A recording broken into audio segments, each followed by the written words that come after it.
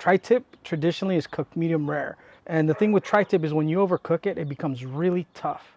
And the original history of a tri-tip was way back in the ranch, back in the Santa Maria area here in California. This was a piece of meat that the ranchers didn't know what to do with. So what they would do is they give it to the ranch hands and tell them, hey, here you go. They didn't know what to do with the cut. So the ranch hands found a way to cook it and slow cook it or cook it medium rare. And they cut it with or against the grain and makes it really tender. And that's what I'm gonna show you how to do here today. All right, so let's get started.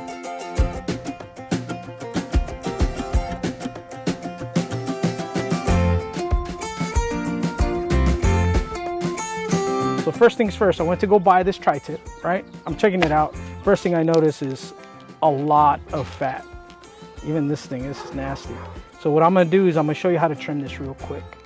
All right, so we're gonna start with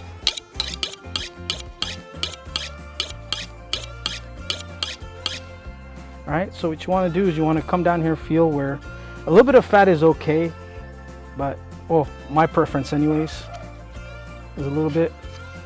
What you wanna do is just trim at it. You don't wanna take off too much meat. You take off a little meat, it's okay. But some of this is just way too much.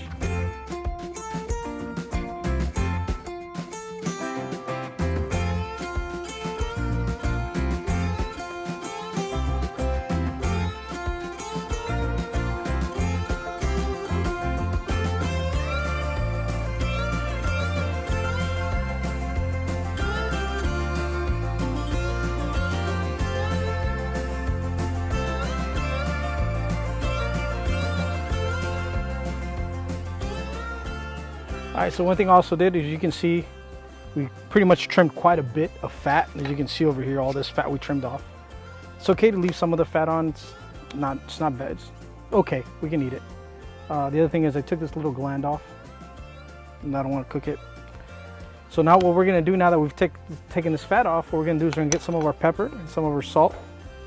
And we're just gonna, you can salt this quite a bit because when you cook it, when you grill it, a lot of the salt's gonna come off. It's gonna stay on the grill.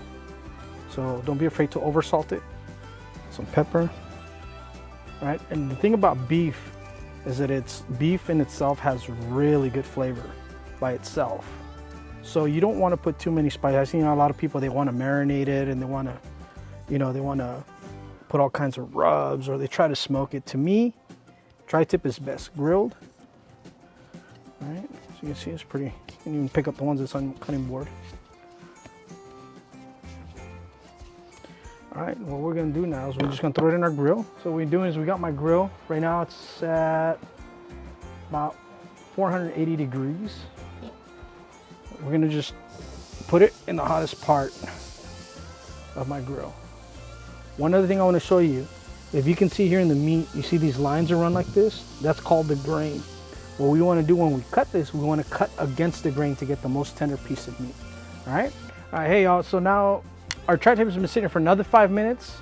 So what we're gonna do now is we're gonna take a look at it. Check out the bottom, it's nice and charred. We're gonna flip it to the other side.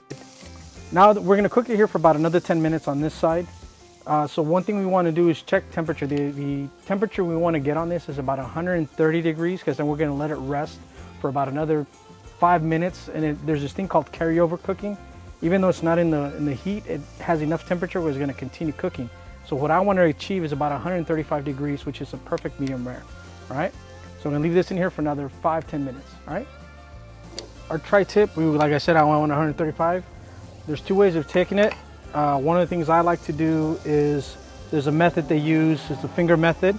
So this is rare, your index to your thumb. This is medium rare, your center finger to your thumb. The ring finger to the thumb is medium, and this is well done. And you check the toughness of the ball of your palm, okay? So we want to touch it. I think this one up closer to a medium. Or you can actually just check your temperature. Don't be afraid to use a thermometer. A lot of people say, oh, you don't need a thermometer, especially the guys that have been cooking for a long time. Like, oh, especially when you're working in restaurants and stuff like that. So our tri-tip right now is reading almost 140 degrees. I went a little over from what I wanted. It's still okay. We're gonna let it sit for a little bit. All right, guys, so our tri-tip has been sitting for about 5 minutes. We let it rest. We're just gonna move it over back over here to the cutting board. And as I was showing you earlier, you will see the grain of the meat. See how it's running sideways? You wanna cut against it to get the most tender cut. Okay, so as you can see, the grain's running, you know, left to right. So what we're gonna do is we're gonna start cutting it this way. All right, so we'll start cutting off the tip.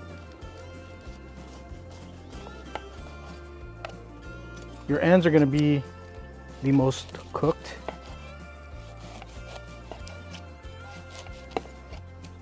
As you see, you start getting towards the center, you get a little more pink.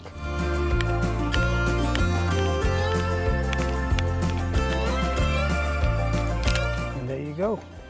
There's your tri-tip, cooked perfectly. So tri-tip is one of the cuts that's not really known in the barbecue states like Texas, the Carolinas, Memphis.